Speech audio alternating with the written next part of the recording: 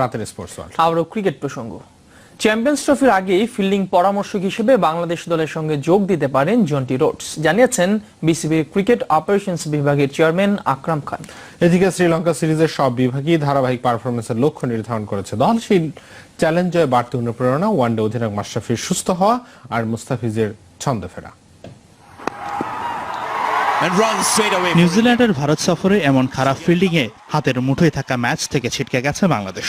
তাই তো এই ডিপার্টমেন্টে দ্রুতই উন্নতি করতে মরিয়া বাংলাদেশ ক্রিকেট বোর্ড। সেই লক্ষ্যে ইতিমধ্যেই জন্টি রোডসকে ফিল্ডিং উপদেষ্টা হিসেবে আনার কাজ শুরু করেছে বিসিবি।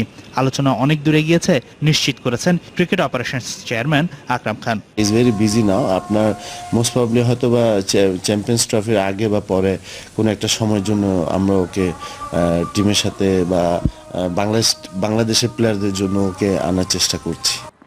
তবে তার আগেই ফিল্ডিং সহ সব বিভাগে উন্নতি করার তাগিদ দিচ্ছেন আকরাম, কেননা শ্রীলঙ্কা সিরিজে ভালো ফল প্রত্যাশা করছে সবাই। কঠিন সেই লড়াইয়ে টাইগার শিবিরে বাড়তি অনুপ্রেরণা মুস্তাফিজের ফর্মে ফেরা, সেই সাথে লঙ্কা সফরের আগে শতভাগ ফিট ওয়ানডে অধিনায়ক মাশরাফিকে ফিরে পাবে দল, বিশ্বাস আকরাম খানের। মানে এই ধরনের ইম্পর্টেন্ট প্লেয়ারদেরকে আমরা কিন্তু আপনার 100% ব্যাকআপ দিয়ে থাকি এবং আশা করছি যে সে কিন্তু পুরোপুরি ফিট হয়ে থাকবে এবং সেই ইনশাআল্লাহ সিরিজটা খেলতে পারবে। 7 মার্চ টেস্ট দিয়ে শুরু হচ্ছে শ্রীলঙ্কা বাংলাদেশ সিরিজ। এই সিরিজের আগে বোর্ড মিটিং হওয়ার সম্ভাবনা না থাকায় দলে বড় কোনো রদবদল আসছে না নিশ্চিত। টেস্ট দলে ফিরবেন মুস্তাফিজ, ফিজের পাশাপাশি লোয়ার অর্ডারে ব্যাটিংয়েও একাদশে আসতে পারে একটি পরিবর্তন। যেহেতু টিম ভালো করছে তো সেখানে মনে হয় ইম্পর্টেন্ট যে আমাদের ধারাবাহিকতা নিয়ে আসা, সেটার জন্য যা যা দরকার সেটা করো। বাট সিলেক্টররা যদি মনে করে যে আপনার কোনো একটা জায়গা হয়তো পরিবর্তনের দরকার আছে, সেটা ওদের ওপিনিয়ন, ওরা কিন্তু ওটা করতেই পারে। 27 ফেব্রুয়ারি শ্রীলঙ্কা যাবে জাতীয় ক্রিকেট দল। হাসানুর রহমান, যমুনা স্পোর্টস, ঢাকা। বল বিশ্বকাপের খবর। জমকালো আয়োজনে শুক্রবার পর্দা উঠেছে রোলবল বিশ্বকাপের চতুর্থ আসরের। ঢাকায় চলমান এই বিশ্ব আসরে অংশ নিয়েছে 40 দেশ। শেখ রাসেল রোলার স্কেটিং কমপ্লেক্সে উদ্বোধনী আয়োজনকে ঘিরে বাঁধ ভাঙা উচ্ছ্বাসে মাঠে ভিনদেশী প্রতিযোগীরা। বাংলাদেশের মাটিতে প্রথম এই বিশ্ব আসরকে ঘিরে রীতিমতো উচ্ছ্বাসিত সবাই। উদ্বোধনের তখনও বাকি অনেকটা সময়, কিন্তু ফুটবল মাঠের শত্রু আর্জেন্টিনা, ইংল্যান্ড, উরুগুয়ের আমোদে নাচ দেখে আভাস মিলছিল Sheikh Russel roller skating complex পরিণত হবে। উপস্থিত ছিলেন ক্রীড়া প্রতিমন্ত্রী বীরেন শিকদার ও উপমন্ত্রী আরিফ খান জয়। স্কেটিং এর মাধ্যমে হ্যান্ডবল ও বাস্কেটবল ঘরানার অপ্রচলিত খেলাটিকে নিয়েই দারুণ আশাবাদী অতিথিরা। বিশ্বকাপের মতো বড় আসর সফলভাবে শেষ করাই মূল লক্ষ্য এখন ফেডারেশনের। 40টি দেশ এখানে অংশগ্রহণ করতেছে। এর চাইতে বড় টুর্নামেন্ট কি হতে পারে? যেহেতু অনেক বেশি দেশের সম্পৃক্ততা আমরা এখানে পেয়েছি, এটাই আমার কাছে বড় টুর্নামেন্ট আমরা মনে করি এবং এটাই আমাদের সফলতা। সাংস্কৃতিক পরিবেশনায় অংশ নেন দেশ বরেণ্য সঙ্গীত শিল্পী সামিনা চৌধুরী ও এসআই টুটু। নেচে উঠে যেন পুরো কমপ্লেক্স। কাঁধে কাঁধে হাত রেখে রেলগাড়ির মতো এক লাইনে ছুটে চলা। হঠাৎ করে যেন 40 দেশের 600 প্রতিযোগী ফিরে গেল শৈশবে। Opening ceremony this year was very fun. It was like very well prepared, and then the setup.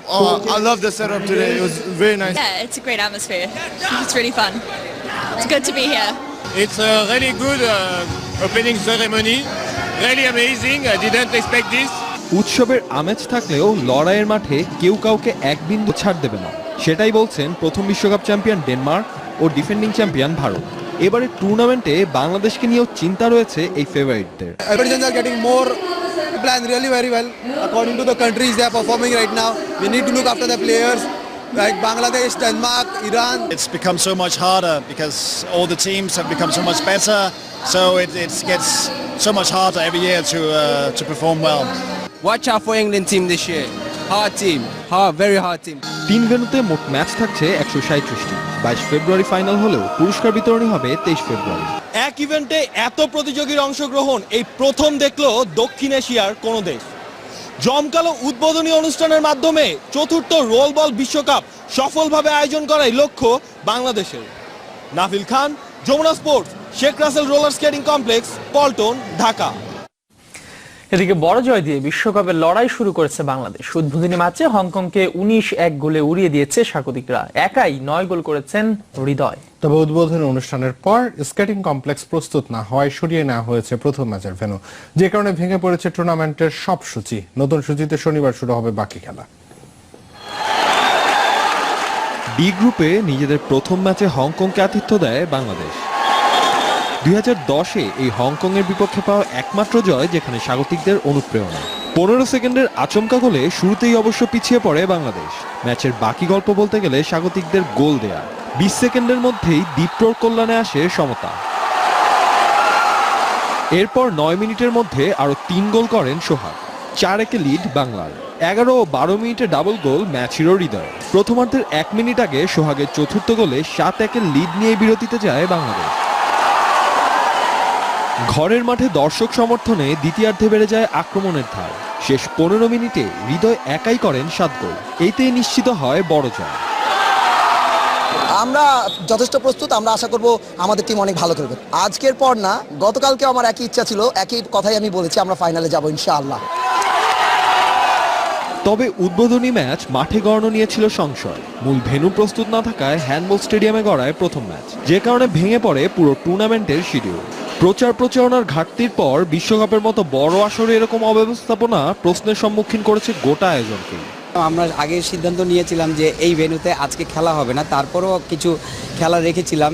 এত বড় সাংগঠনিক দক্ষতাও কিন্তু তেমন একটা আমাদের ফেডারেশনে ছিল না। ওপেনিং সেরেমনিটা এখানে হয়েছে, স্বাভাবিক ওয়েতেই কিছু প্রবলেম, মানে মাঠের কিছু নষ্ট গেছে। দেশের মাটিতে সবচেয়ে বেশি দলের অংশগ্রহণে এই টুর্নামেন্টকে অবশ্য নতুন দিনে পুরোদস্তুর পেশাদার মোড়কে আনতে চায় আয়োজকরা। নাভিল খান, যমুনা স্পোর্টস, ঢাকা। এবার ফুটবল। শনিবার থেকে চট্টগ্রামে শুরু হচ্ছে শেখ কামাল আন্তর্জাতিক ক্লাব কাপের দ্বিতীয় আসর। উদ্বোধনী দিনে রয়েছে দুটো ম্যাচ।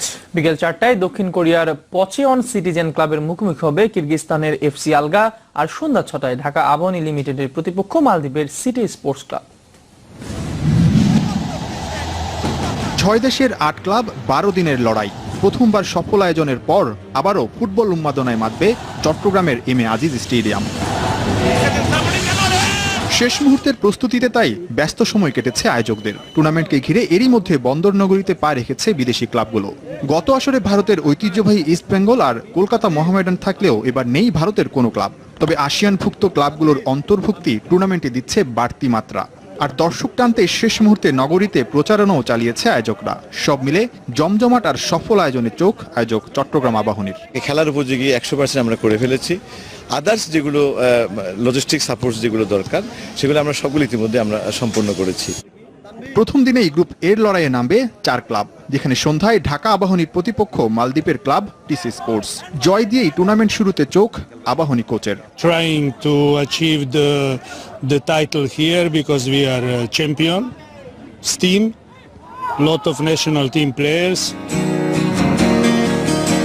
টুর্নামেন্টে বাংলাদেশের বাকি 2 ক্লাব আয়োজক ও বর্তমান চ্যাম্পিয়ন চট্টগ্রাম আবাহনী ও মোহামেডান স্পোর্টিং ক্লাব। টুর্নামেন্টের আকর্ষণ বাড়াতে বেড়েছে প্রাইজ মানির পরিমাণও। চ্যাম্পিয়ন দল পাচ্ছে $30,000 আর রানার্স আপ দল পাবে $15,000।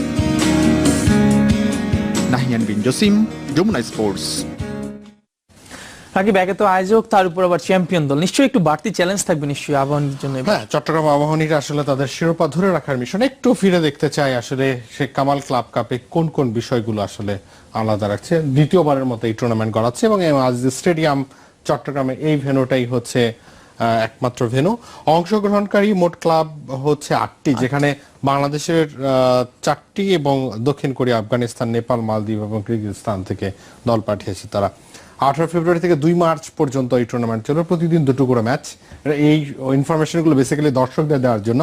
বিকেল 4টায় একটি খেলা হবে, অন্য খেলাটি হবে সন্ধ্যা 6টায় এবং ডিফেন্ডিং চ্যাম্পিয়ন হচ্ছে চট্টগ্রাম আবাহনী। একটু যদি গ্রুপের স্ট্যান্ডিংটা দেখাতে চাই, গ্রুপ এ তে বাংলাদেশ লিগের বর্তমান চ্যাম্পিয়ন ঢাকা আবাহনী আছে, এরপর আছে এফসি আলগা কিরগিজস্তানের একটি দল, এরপর আছে পচেওন সিটিজেন ক্লাব দক্ষিণ কোরিয়ার এবং টিসি স্পোর্টস ক্লাব, এটি হচ্ছে মালদ্বীপের দল।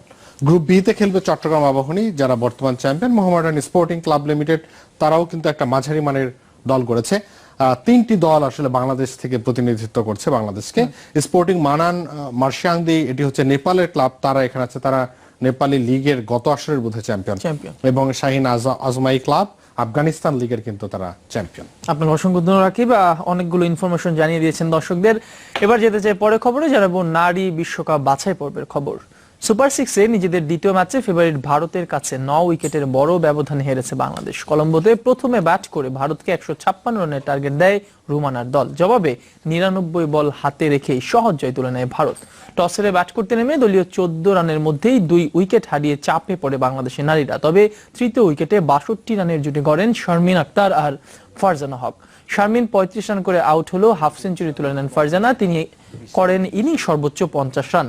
এরপর নিগার সুলতানার 18 আর সালমার 14 রানের ছোট দুটি ইনিংসে 150 পেরোয় বাংলাদেশ। জবাবে দীপ্তি শর্মার উইকেট হারালেও মুনা মেশরাম আর অধিনায়ক মিথালি রাজের ব্যাটিং নৈপুণ্যে সহজ জয় পায় ভারত। মেশরাম 78 আর মিথালি খেলেন 73 রানের ইনিংস। এর আগে সুপার সিক্সে নিজেদের প্রথম ম্যাচে আয়ারল্যান্ডকে হারায় বাংলাদেশ। সুপার সিক্সের বাধা উচ্চাতে শেষ ম্যাচে স্বাগতিক শ্রীলঙ্কার বিপক্ষে জয় পেতে হবে বাংলাদেশ নারী দলকে। এদিকে এই রাউন্ডের প্রথম 2 ম্যাচ জিতে বিশ্বকাপে খেলা নিশ্চিত করেছে দক্ষিণ আফ্রিকা আর ভারত।